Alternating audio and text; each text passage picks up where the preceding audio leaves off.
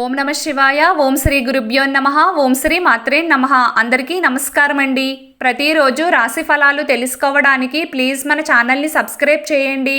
అలాగే వీడియోని తప్పకుండా లైక్ చేసి మన ఛానల్కి మీ వంతు సపోర్ట్ ఇవ్వండి. గోచార్య రీత్యా తులా రాశివారు ఎటువంటి శుభ అశుభ ఫలితాలు పొందుతారో తెలుసుకోవాలంటే ఈ వీడియోని స్కిప్ చేయకుండా చివరి వరకు చూడండి. ఈరోజు తులారాశివారు సర్వసాధారణమైన ఫలితాలను మాత్రమే పొందుతారు. ముఖ్యంగా గ్రహాల యొక్క సంచారం ప్రకారం గురుబలం బాగా తగ్గిపోయిన కారణం చేత మీరు అన్ని విధాలుగా జాగ్రత్తలు పాటించుకోవలసిన అవసరం చాలా ఉంది. ఈ సమయంలో అయినవారు ఎవరు కానివారు ఎవరు తెలుసుకోవడంలో మీరు విఫలం అవుతారు. ఇదొక్కటే కాదు, మీరు తెలుసుకోవలసిన అంశాలు ఇంకా ఉన్నాయి. ప్రతి అంశం పట్ల ఎంత జాగ్రత్తగా ముందుకు వెళ్తే అంత సేఫ్గా ఉండగలుగుతారు. శత్రువులను కనిపెట్టలేకపోతారు. మీకు నిజానిజాలు తెలియక శత్రువుతోనే చెయ్యి కలపాల్సి వస్తుంది. కాబట్టి ఈ విషయంలో కొంచెం అప్రమత్తంగా ఉండే ప్రయత్నం చేయండి. ఈరోజు తులారాశి వారికి గౌరవ మర్యాదలు తగ్గుతున్నట్లు అనిపిస్తుంది. మీ మాటకు విలువ అనేది లేకుండా పోతుంది. ఇలాంటి సమయంలోనే మీరు ప్రశాంతంగా ఉండాల్సి ఉంటుంది.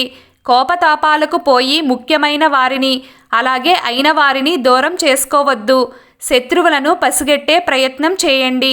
మీకు మరొక ముఖ్యమైన విషయం చెప్పాలి. కొన్ని సమయాల్లో అంటే కీలకమైన నిర్ణయాలు తీసుకోవలసి వచ్చినప్పుడు మీరు చురుగ్గా పనిచేయలేకపోతారు. కొత్త అంశాల పట్ల చాకచక్యంగా వ్యవహరించలేకపోతారు. దీని మూలంగా మీరు వివాదాల్లో చిక్కుకోవలసి వస్తుంది. అలాగే ఆశించిన లాభాలను అందుకోలేకపోతారు. అందుకే ముఖ్యంగా వ్యాపారస్తులు ఈ రోజు మొత్తం జాగ్రత్తగా ఉండాల్సి ఉంటుంది. తొందరపాటు తనాన్ని దరిదాపుల్లోకి కూడా రానివ్వకండి.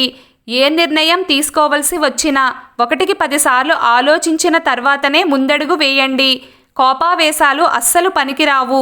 ఖర్చులు ఎక్కువగానే ఉంటాయి. అయితే అవన్నీ ఉపయోగపడే ఖర్చులే అవుతాయి.